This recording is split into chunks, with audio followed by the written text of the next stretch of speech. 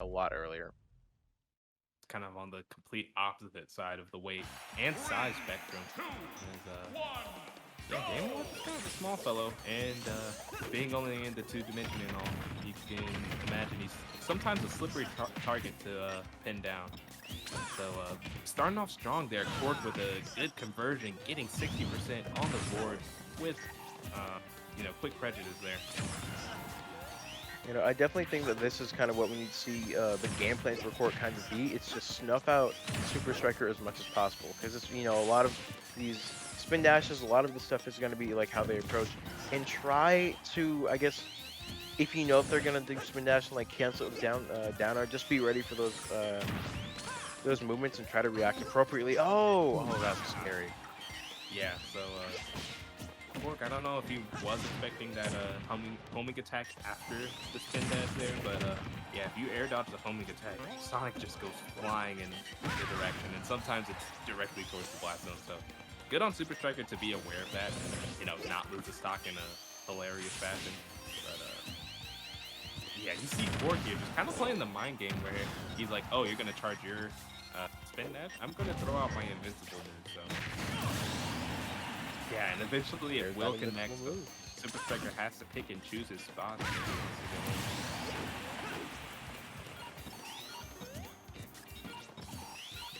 Here really is. Quark just trying to find, I guess, more opportunities. This is very even. SuperStriker finally getting like one good combo off a strong 40% off of that too. So now Quark. I like this. I like the patience we're seeing. I like the kind of mind games of throwing out up smash from the other side of the stage, trying to I guess lure them in.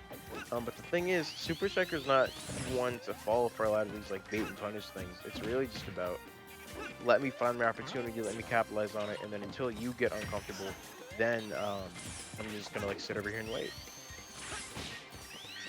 So honestly, yeah, Quark is just meeting SuperStriker where he wants to be. Like if he's trying to spin dash, I'm gonna meet you with an up smash if you let it fly. And if you don't, I'm just gonna run at you with my dash attack and kind of use some of the crazy hitbox on that to stuff out that approach. So SuperStriker just has to find the answer to each of those options. And you see here, he's kind of mixing up his spin dashes with the down air cancel, with like an up B immediately after to get out of the situation. So right now the players are kind of playing it like a puzzle, and that's interesting game to play to kind of see unfold, just seeing what their answers to. Yeah, I do want to say I like Super Striker's spacing as well. I feel like we've seen a few interactions where Game & Watch has thrown out a move like down smash, and it just barely doesn't connect. But then Super Striker can extend his limbs with forward smash or forward tilt. Nice jab lock with the forward smash, but not gonna get not gonna kill though. But I was just saying I really like Super Striker's spacing with Sonic's moves. Off the top. Yeah, that down smash, it has so many hitboxes that send at such weird angles. And that time we saw the angle that sent him straight to the ceiling. So good kill to confirm Quark there. SuperStriker is just looking for anything to take the stock, and the up throw actually going to be the one to seal it out. All right, but here we go. Every day. Last stock, game one. It looks like this has been pretty even. I feel like we just need to see either one of these players get just a really long advantage state, and then that'll be just the winner. Because two, not gonna get the third one. Does get an up air. Yeah, Quark is not letting this advantage go to waste. He tried to squeeze every bit of percent of damage he could there. Oh boy, SuperStriker was going for that fully charged homing attack, but it put him in such a bad position here. But able to kind of squeak his way back on stage. Getting to Game & Watch avatar state. Quark really feeling himself just sitting there on the other side, charging up smash one more time. Just keeps approaching, keeps throwing up the down smash. Oh narrowly misses the back air. That's it. Oh no, and you can't neutral get up into that. That will spell the end of the game. So, yeah, that was tough there for SuperStriker. I mean, it really came down to that last couple of decisions that put him in bad spots, and Quark made him know, because, whenever SuperStriker just got put in disadvantage, Quark would, like I mentioned, squeeze every single percent that he could out of it. Honestly, good play from him there. But yeah, man, like I said, it's going to come down to just whoever gets a really long advantage state because the minute that you get that momentum with these two players, it's very clear that like they're not going to let go unless something just like horrible happens.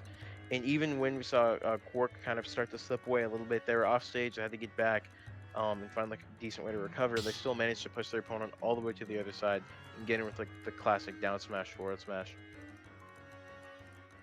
I think Indeed, Quark is yeah, charging up smash. It's time to it's time to beat spin dash. Interesting. Over here, yeah. but I feel like So there's not too like, much time for this too. yeah, I think that may be the go-to here, but yeah, like I mentioned, the both players are kind of playing it like a puzzle because Quark has his answer for spin dash. He kind of uses the up smash to, make Super Striker not, pretty much second guess himself in terms of going in with the spin dash. But we see Town and City here, and oh wait, actually the spin dash just straight up beat out that up smash. So maybe Super Striker will just let it fly here with no abandon. Oh, yeah, because initially I also thought that up smash would beat it out, but maybe either it's a timing thing or spin dash may just beat it out completely because it kind of has its hitbox pretty low to the ground, and that's where the invincibility stops for the up smash on the game. It might also be because it's like it's while Game Launch is spacing him, so it's not like the back hit where the attack like starts up. True, true, yeah, and that's where the invincibility starts, where his head kind of tilts back and then it moves forward. So really just intricate hitbox movement and hurtbox movement kind of going on there. So this interaction's gonna play out a little bit differently, I would imagine, for the rest of the set. Quark just really just kind of looking for the opportunity because this was Super Striker's pick, right? Yeah, this is his counter pick. He wanted to go here to Town and City, and I would imagine it's to kind of alleviate the kind of stock taking pains that he was having earlier, where he's Game and Watch. I didn't mention it early in the first game, but Game and Watch was living to like 150, 170, 180. We saw him have to resort to killing with up throw at one point. So True. having these closer side classes may help him kind of take stocks a little bit earlier, but it will also help Quark eradicate those stocks too. Yeah, I was gonna say no. Quark definitely just again this really good momentum and just being able to find those opportunities. Good stuff though. Cashing him with the up smash, just kind of resetting everything. Only 30% for extra credit too, so that's not bad. Yeah, that was a good quick stock cleanup for Super Striker there. And like I mentioned, we saw that spin dash is beating out the up smash pretty consistently here now. So that entire interaction that we saw in game one is just going to play out differently here. If Super Striker sees Quark charging up smash, he's just going to let the spin dash fly. So we'll just have to see how that conditioning war kind of goes from here. We're seeing landing with another downer, canceling with the nair as well. Right now, there we go, trying to get to back hit with the up smash to catch it instead of that front hit. I think just maybe letting it rip a little too late. Because I feel like we saw the spark, but it just nothing came out yet. Yeah. I think I also saw the glancing hit there, and oh my gosh, that side B into Nair almost killed Game & Watch off the top there, but this is Town and City, and yeah, Quark was just gonna hang up there slowly float down. Yeah, just hang out in that top left for a second, because he's pretty safe up there, but Super Striker proves me wrong in the same sentence. He really chased down that kill. Chilling with the haha funny, never doing his absolute best to just go after Quark and stop him from coming back to stage. I like the bloodthirst on going for that up there. True. And yeah, we see, like I mentioned, he's going to let that side B rip whenever you're charging a smash attack, and it doesn't matter if it's down smash either, it seems. Quark, he's just not letting him come out fast enough. Yeah, he may have to change up his game plan for that. Holding shield isn't a good condition either. But, it does save you from any of the pressure from the side B, so that may just be the play moving on forward here. But that puts Quark in such a bad position, puts him on the defensive immediately. Trying to catch him with down smash, just nothing's working. These moves aren't connected. Yeah, you see there, you see Super Striker's now just able to spin dash straight through his shield now, 4-3. Yeah, the dash back forward smash, at least one will connect here. as Quark was getting a little bit impatient there after he saw so many spin dashes going through you. He just wanted to kind of press forward, and that got him killed. You know, that was a really close game. Just because just because Quark was barely not finding the opportunities to get the kills on Super Striker, and you know, Sonic forward smash, a really powerful move in this game, goes out pretty far.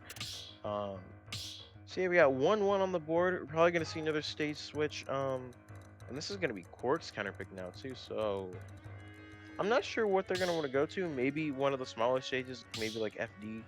I'm not sure how triplats work with this matchup, just because I don't think either of these characters really benefits super well from them. Um, as opposed So to like a big stage like PS2 or Town and City. true. Think honestly, Game and Watch may be able to get some cheeky stuff with platforms on like a battlefield or but this is the triplat I was not expecting. I forgot Lilac the stage too. I'm not even gonna cap. forgot it existed too. But honestly, it makes sense that Game & Watch does pretty well here. Honestly, with kind of just the oddity of this stage, really matches the odd hitboxes and game flow of Game & Watch. I'm not sure how Sonic really interacts in general with Lilac though, but this is a good counter pick for Quark, I feel. I feel like Super Striker is definitely just having a harder time getting like the kind of creative combos we saw earlier, and is really just having to go for stuff like spin dash and the forward air, and like these kind of these like two hit conversions. And right now, you're using the weird positioning of Lilac to like bounce back, oh my god, bounce kind of back and forth on these platforms with just kind of this weird shape that we got going on. Yeah, true. And honestly, you can see here the just oddity, the curvature of Lilac is kind of throwing off some of Super Striker's bread and butters here, as we see the spin dash to forward air didn't even connect there. May have been holding a little bit too forward, and man, Quark feeling very comfortable there. Went for the dare off stage just to punish Super Striker's kind of whiffs there. He was just able to send him straight down to the blast zone. I feel like it's so rare to see the spike hitbox on that, because normally you just see dare from like center stage when they're trying to come down, and you don't see it like when it's like right at that beginning part. That was cool. Yeah, very clean for Quark there, and you can see he's taking this game much more slowly and really not pushing the tempo, but he does have control of the game fully though. So Super Striker kind of has to play at his pace because he's just unfamiliar with how he's going to confirm here. But he does get the spin dash to forward air this time, able to adjust very quickly there because he missed that earlier and paid greatly, but this time he was able to connect it and get the stock. We're going out with the double backer one more time. Not going to get the third one, just like we saw earlier, but that grab barely missing. Going to too strong up the shield. And right now, just trying to, I guess, just keep things even, because right now it looks like Quark is still having a pretty comfortable time dealing with Sonic, staying on that middle platform, throwing out these forward airs, these down airs, and just using all of these like big hitboxes like Game & Watch generates around themselves. Just not get hit. True here, and you just see all the weird interactions going on here. Like that time, spin dash just only kind of tapped Game & Watch, and because he was on the slope, it didn't drag him along with Sonic. And Super Striker just got very razzled by that, as he just like lost stage advantage for that. But here comes the forward smash in full force, covers so much area, and it just seems like whenever Super Striker starts throwing those out, Quark just can't help himself but pressing forward, and it's a bad habit he will have to break if he wants to take the set. Yeah, that's getting a little too comfortable. We saw what ended up being a really good, just out of Quark getting too comfy with just the fact that Super Striker was going to keep throwing those out and not acknowledging that Super Striker, is Sonic and can just dash back and then do it again, and it's going to connect. Yeah, and here we have Quark. Oh, he tried to catch Super Striker sleeping there, but he just let it rip instead of getting hit by that down smash. And this is a bad position for Quark here. He's kind of just floating above the stage, hoping not to get touched by this forward smash. Can't keep going for those smashes, because that's the thing. Like, they keep getting punished every time. The forward smash to close out the game. But I was gonna say, here, go ahead. Yeah, I was just gonna say, Quark just kept pressing forward. I mean, whenever Super Striker was pressing that forward smash button, he just kept walking towards him. I don't know what really conditioned that, but it was his downfall. But I'm surprised that Quark still keeps going for up smashes to try and catch Sonic out of spin dash. Because the thing about that we've seen in this set already a lot is that whenever Sonic is charging spin dash, regardless of whether or not Super Striker commits to it and does spin dash into an aerial, or does like spin dash and then does like a jump cancel dare, and then charges it again. Every time that happens, Quark is going for like a smash attack. We see down smash go out a few times, and then he holds shield. Or okay, or we see what's it called? We see up smash like we just saw right there. And for the invincibility to not start in the spots that would really help out Quark, and for them to not let that rip soon enough to like catch or stop spin dash from like affecting them. I feel like there would be a different move to kind of adapt, like maybe just like hold shield and then up the out of shield when they tap. That we can put them in a different position. But we're seeing the switch to Greninja. Yeah, that's an interesting pick here. And honestly, indifferent. We may have to just see how this plays out. Um, yeah, like you were going on, just a lot of the things that was Quark's downfall in that game was kind of just bad habits on his end. So maybe switching up the character will switch up his like game flow, and he won't kind of fall prey to the same mistakes he was making earlier. You know, I feel like I haven't seen Greninja go for that many forwarders as like a means to approach before. But this is definitely very interesting. I feel like you can definitely see Quark's playstyle still kind of like being a part of this Greninja. Yeah, I don't know what this matchup is really like very much like either, just because I feel like I don't see a lot of online Greninjas, you know? I feel like offline you definitely were like a few of like the locals and like at like pools at major events, but like right now, in the online scene, I feel like a lot of people don't really play this character anymore, for one reason or another. Yeah, these kind of quick, precise types that don't get too much play in the Wi-Fi era of Ultimate, and Greninja most definitely falls into that camp. You have to be very precise, like you mentioned, with like the forward air. You most definitely have to be precise with those things. And on the other hand, you have Sonic swinging his fist with that forward smash. You kind of just need to put it in the general vicinity of your opponent, and they will get hit by it. That's a tough way to lose the first stock for Quark.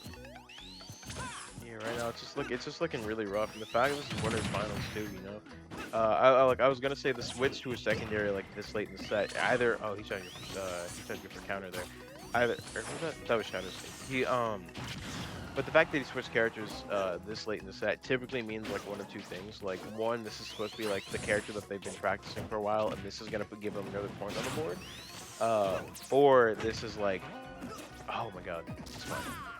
Yeah, he's good. He's good. But or like they've like slightly given up, so they're like, let me pull out the secondary to see what I can do. Good use of Shadow Sync to recover though, catching Sonic, going slightly off stage. Yeah, if you're able to sneak behind your opponent, you get kind of like what I would call the critical hit of that move, where you get the back hit, which is a little bit stronger and has a little bit more knockback. But a good back air there from SuperStriker to seal out that stock. So Quark does have a mountain to climb, and Greninja not, known for his comeback potential. Yeah, no out of shield options either. I just thought about that. You by switching off of Game & Watch, one of the big things you lose is having that up B out of shield. Because Greninja doesn't really have anything that comes out fast enough to really be considered an out of shield option.